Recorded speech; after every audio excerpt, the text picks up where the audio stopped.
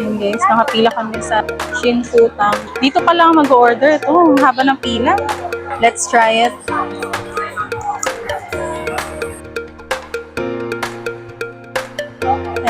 Ito yung mongga dito sa may Ximending. Tikiman. Pieces.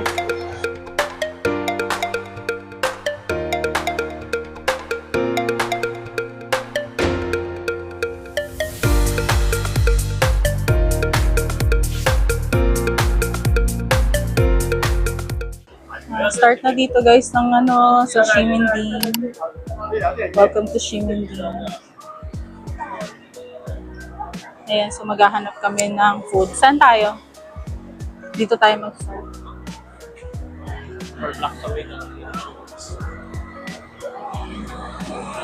Yun guys, so sobrang dami talaga nilang claw machine dito. Parang nagkalat lahat talaga. Claw machine na naman.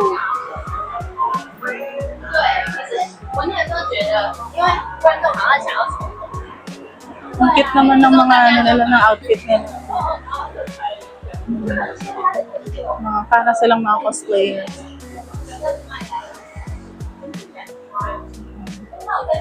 May McDo.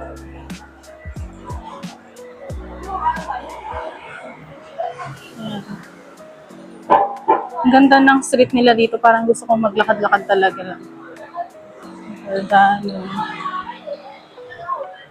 Grabe guys, nagkala talaga ang claw machines dito. Parang gandang mag-business ng claw machines.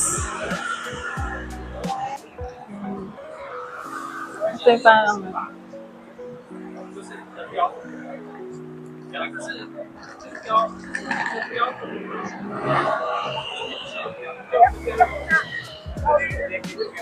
ang init oh.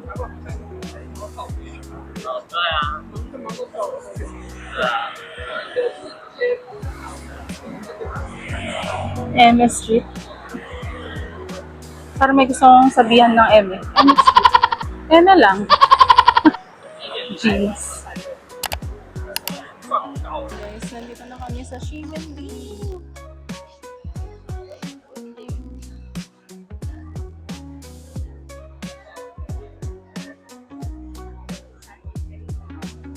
So, naghahanap na lang kami ng food.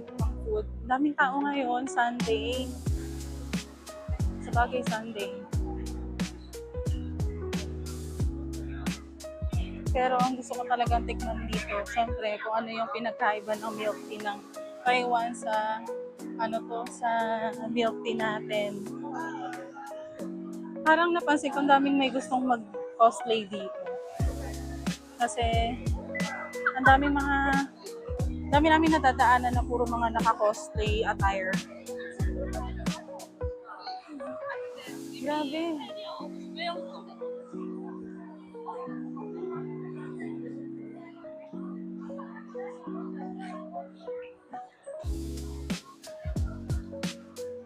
Taiwan souvenir. Ayun, ito. Ayun yung Pop Mart. Ito yung famous na yung parang intersection, yung crossing ng Ximending. Nandito yung Pop Mart, lahat ng mga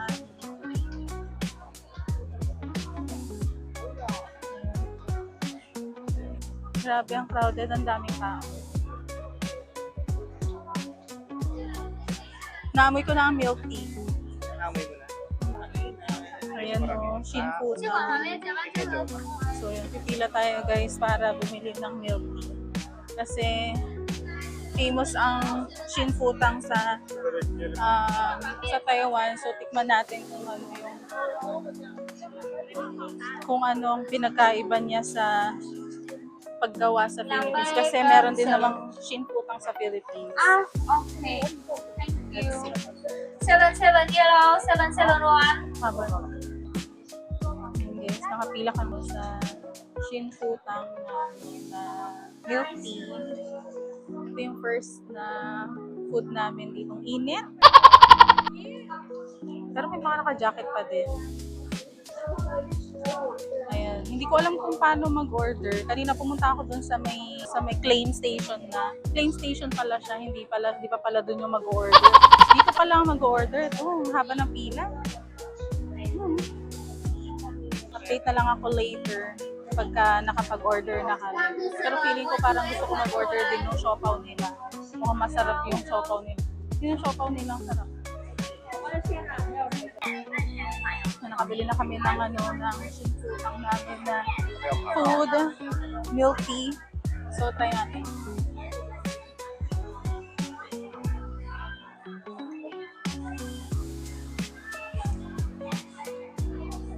Baka hindi ko pa nahalo, pero masarap, masarap. Masarap yung boba niya. Masarap yung boba.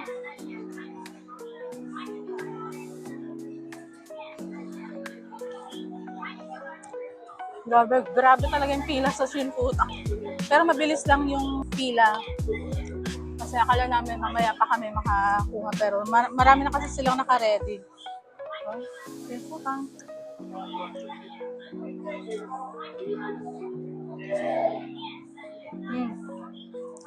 Grabe fresh na fresh yung boba from the scratch. Not from the scratch.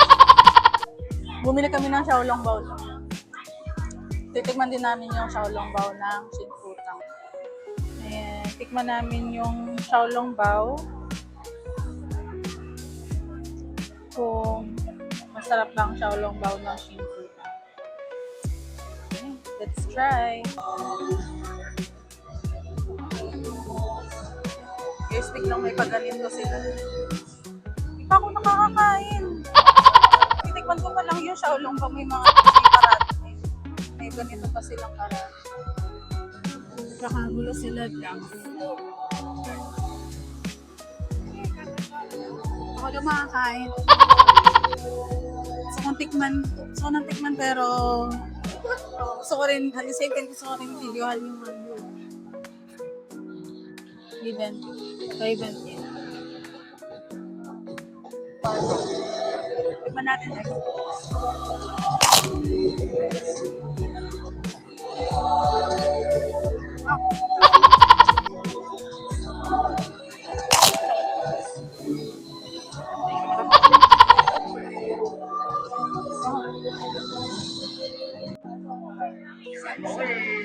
Ayun guys, kaya pala meron pa silang mga paparade kasi it's Taiwan National Hand Food Day pala. Diba?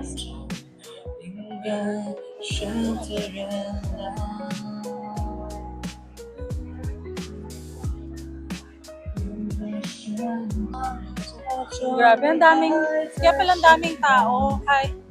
Kahit na Sunday,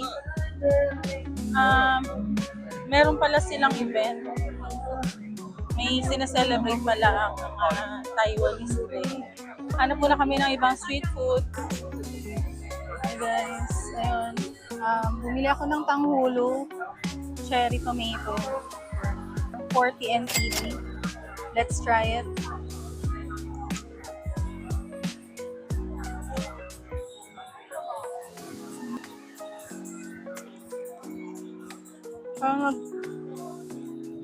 Parang naghalo yung tamis sa asin, pero parang tamis ng cherry tomato. Ang sarap. Hindi ko akalain na pwede pala ang cherry tomato sa tanghulo.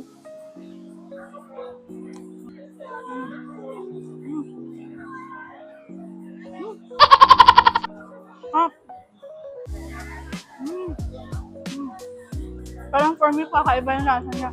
Gusto mo? Tikman.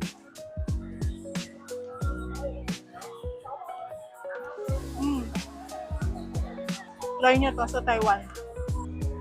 May magandang, may cute na photo of it. Pwede kang mag-picture.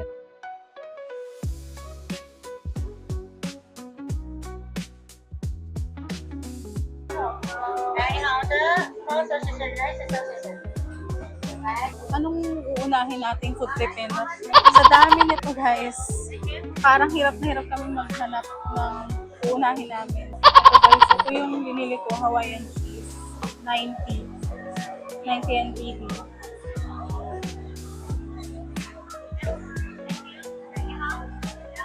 Ang dami pang food dito. Mga sausages. Parang corn dog. Hindi ko alam kung ano yung in-order ko pero tingnan namin. So yun guys, mag-voice over muna ako sa part na to kasi nakalimutan kong i-turn on yung mic ko. But I ordered here the cheesy mashed potato. Hawaiian flavor. So meron siyang ham na pa-squares na maliit. Tapos may mga corn, meron din siyang tidbits, yung pineapple tidbits. Nakakabusog siya. For me, masarap naman. And if naghahanap kayo ng food na gusto nyo mabusog kayo agad, I will recommend this. Pero for me, naumay ako dyan. Hindi ko siya naubos. Pero I still recommend this. Try nyo siya dito sa Taiwan. Masarap din siya.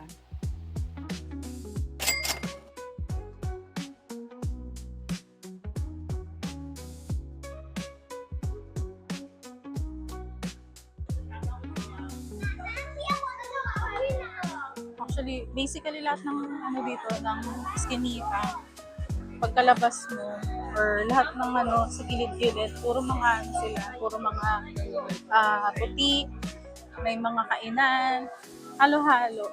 Actually. Galing na kami dito, galing na tayo dito kanina. Yan.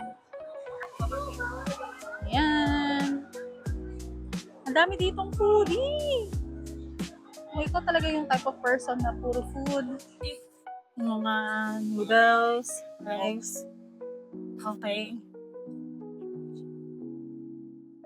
Kaya mura daw dito sa may 365. Dito lang to sa Ximending.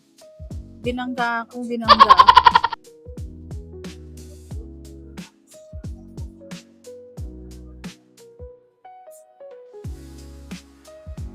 Murang pasalubong daw dito sa may Mr. Host Shop. Good to eat. I like to eat.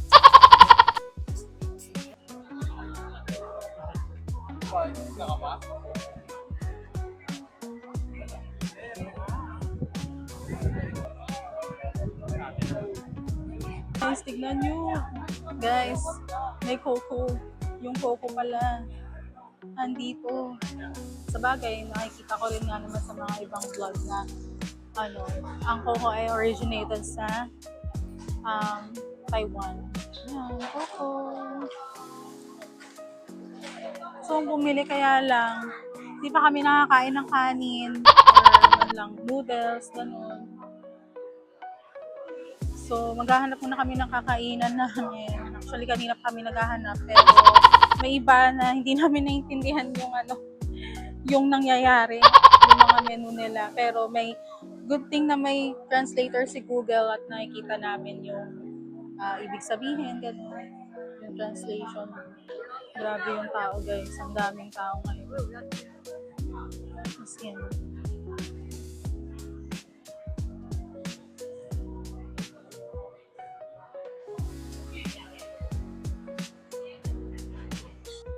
Ayan. Dito yung Ximending, guys. Pag papasok kayo dyan sa loob para ayan, kalsada. Ayan, pag papasok kayo dyan, guys, dito, marami na mga dire-diretso na yan, puro mga souvenirs, puro mga kainan, may mga street food kaunting street food lang yung nakakita namin, pero okay din naman siyang i-try. Ayan, dito yung transportation, nandun yung bus stop. Ayan, bus ito. Ayan, pwede pang maglakad doon, hanggang doon sa malayo. Parang okay nga lang ditong parang hindi mo masunod yung itinerary mo for today kasi parang lahat, okay naman siyang puntahan at maglakad-lakad. Ayan guys, naghanap na lang kami ng kakainan talaga namin. Hindi kami makahanap sa kakapicture. Ayan. So, update ko na lang ulit kayo guys later. Mag-picture-picture lang ulit kami sa mga streets. Ayan guys, dito kami sa Mongga. Siya dito sa Taiwan. Ayan.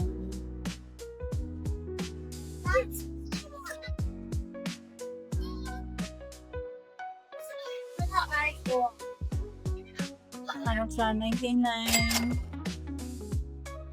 So, mga 180 pesos.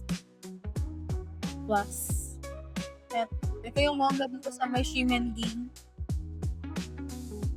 So, nakagatan ko na. Sobrang manghang pa rin yung ano ko. Kasi mayat lang. Kasi mayat lang yung, ano, yung flavor na yung pinili ko pero maasang ka rin. So, kain mo na kami.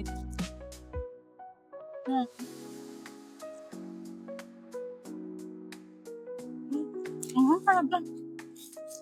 Kailangan ko ng drinks. Bumili mo na yung kasama ko ng drinks. Paaling. Paaling Lucinta. Paaling. Lemon punch. And lemon rush. Dalawa lang naman. Hindi kami bili dito sa may eto, yung isa. Yan. Kasi hindi namin maintindihan yung nangyayari. Pero, feeling ko, kailangan lang talagang batan. Pero mahaba kasi ang pila. Ayan. Nakikita niyo yung pila. Ayan.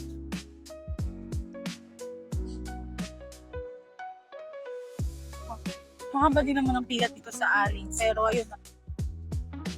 At least ito kilala namin. Lemon lang talaga siya. Ayan. Makain lang kami sa tabi ng kalsada.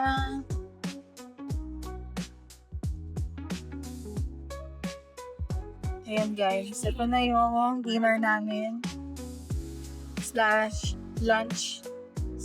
/breakfast namin. Nag-order na ako ng vegetables, fried noodles, tapos saksan ay garlic braised noodles. Ayan, kakain na lang muna kami. Ayan guys. Tikiman. Pieces.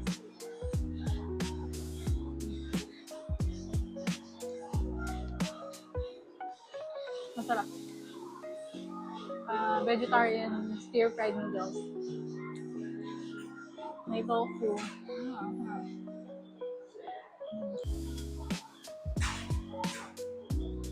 Salty. Ayan guys, gusto namin i-try ito. Naghanda na kami ng barya namin. Ayan siya guys. Kailangan 100 NTD pala na 100 NTD na papel or coins. Kailangan 50 yuan coins lang ang pwede. Hindi siya pwedeng barya na 10 yuan coins. Pero nagpapalit na yung kasama ko, so na-try namin. Souvenir lang dito sa Ximending. Alright, so eto na yung night mode ng Ximending. Ayan. Ang daming ganap, ang daming tao, ang daming people. So pupunta kami sa tindahan ng mga pabango.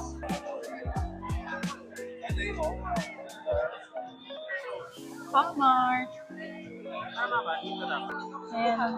Ito yung famous na rainbow, siya. So, yan yun. May magpa-perform ata.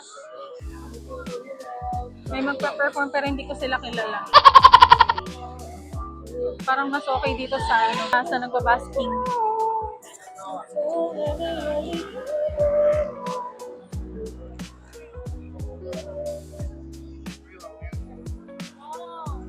Ayan. Ito yung Ximending Station. Taiwan at night.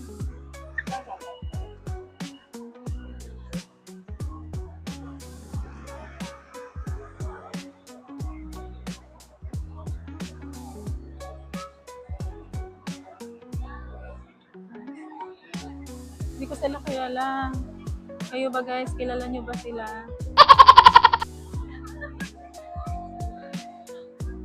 Hindi kami makapagpa-picture. May mga girls.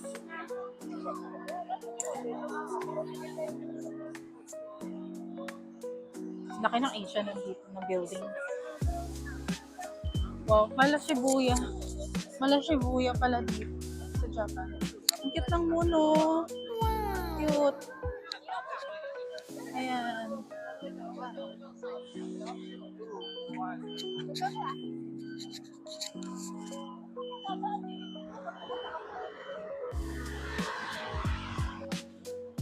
Seiko, Nike, Shimen the Red House no. Ito, yung house na yan.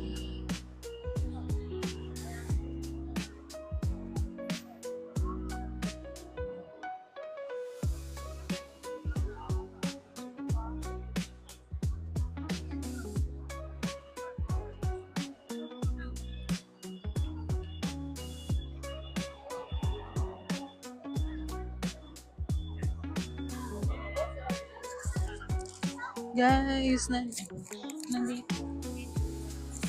pala yung mga ano kanina, yung mga nag-cosplay, Hanfu, ano nila, Hanfu Day.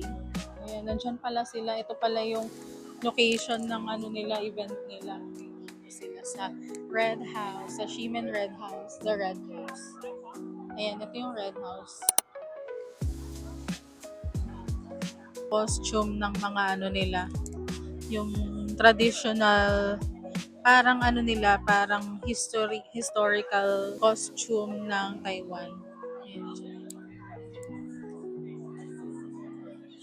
Madalas nakikita ko ito sa ano yung mga Asian na palabas.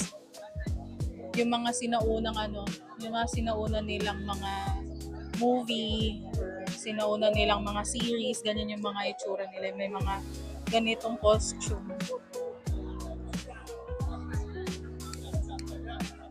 Yung mga ganitong costume nila.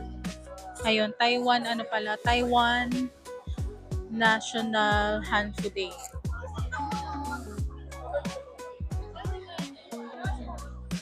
Ayan. Hindi ko alam kung bakit ako pumapasok, pero parang okay lang naman na maki-join kami. Parang madaming mabibili. Pero ayan, ganyan siya. Basically. Ang cute ng mga ano nila. Ang cute ng costume nila. Ayan.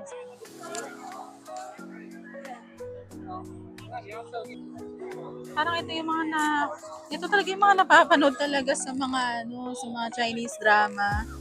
Yan yung mga itsura nila. Ang cute. So magsa-sightseeing lang kami dito kasi bago lang talaga sa ano namin, bago lang talaga sa paningin namin. Feel na feel ni Kuya. Sure.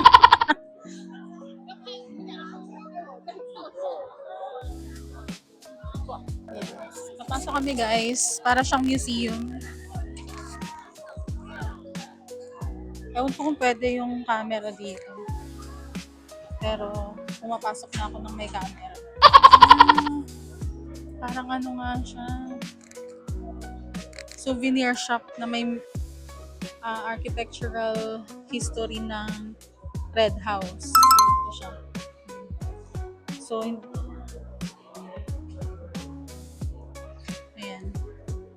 ayan, tignan natin dito. So, meron siyang ito yung Ximending Market dati. Ang kulit. Inano nila ng Lego. Ayan o. Ito yung Red House Department Store. Taipei Inari Shrine. The Guardian Clock. Parang ito ata yung nakita ko kanina dun sa labas. Yung may Seiko. Second floor theater. Yung second floor pala nito theater pala. Ayan.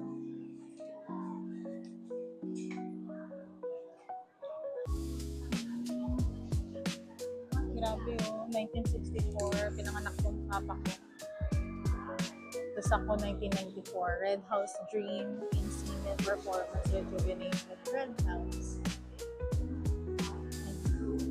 So actually kapag pumasok ka pala dito sa loob, yun nga, souvenir shop siya. Then, andito yung information ng architectural features ng Red House. Ayan, tapos na. Kasi kanina nagre-record ako, wala palang boses. Kasi hindi pala nakabukas itong mic ko. Anyways, kagagaling ko lang ng 7-Eleven kasi bumili ako ng crackers, vegetable crackers nila, and yung Yakult, and yung strawberry milk nila na hindi matamis. Hindi matamis. Sakto lang siya.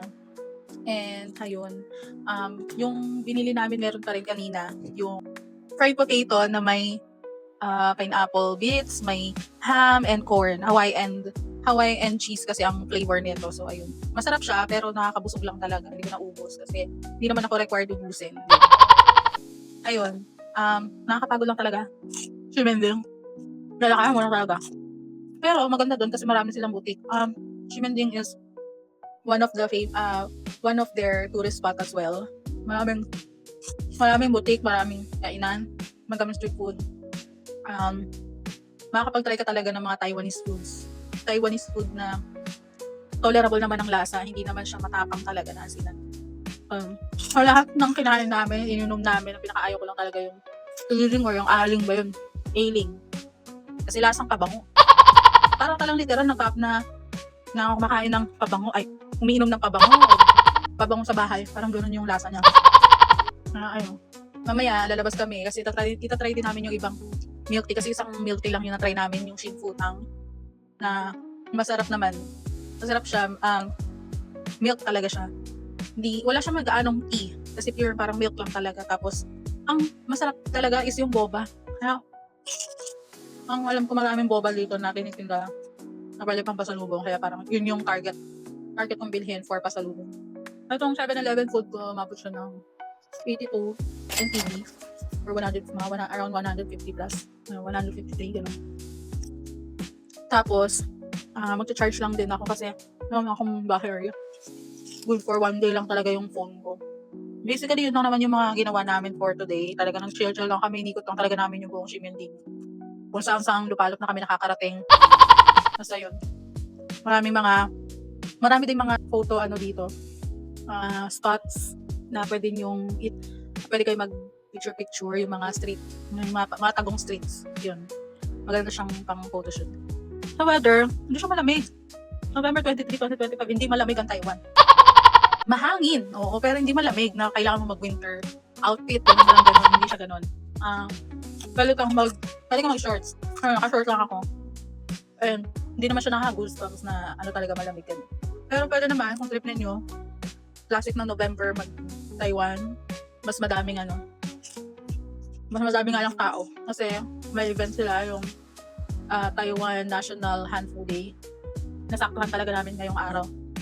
Sunday, daming tao talaga sa Ximending. May mga tour na kami bukas plan, pero siya, puro DIY lang kami. Hindi kami nag-group tour. Para amin lang talaga ang oras. So, yun lang muna ang take for today. Take ko na lang kayo ulit kapag kaya ko mag-vlog later. Mag-video. Kasi, ang hirap mag-vlog na gusto mo mag-enjoy pero hindi ka makakapag-vlog na maayos. Either gusto mo magkaroon ng vlog na maayos or masaya ka na nafe-feel mo lang yung bakasyon, gano'n. Yun lang naman. Mag-update ulit ako later kung anong mga ganap. Anong gagawin. Or kung hindi na, magta-transition na lang to sa kinahamagahan. Hindi ko nang kainin to. So, yun lang guys. See you.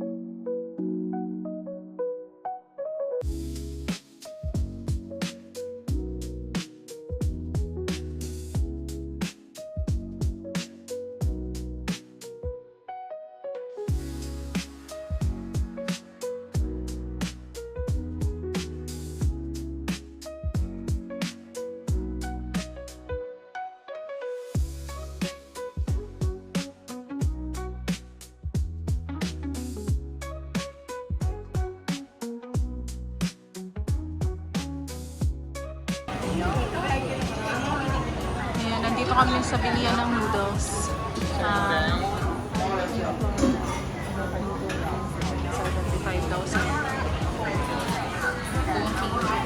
Tingnan natin kung masarap na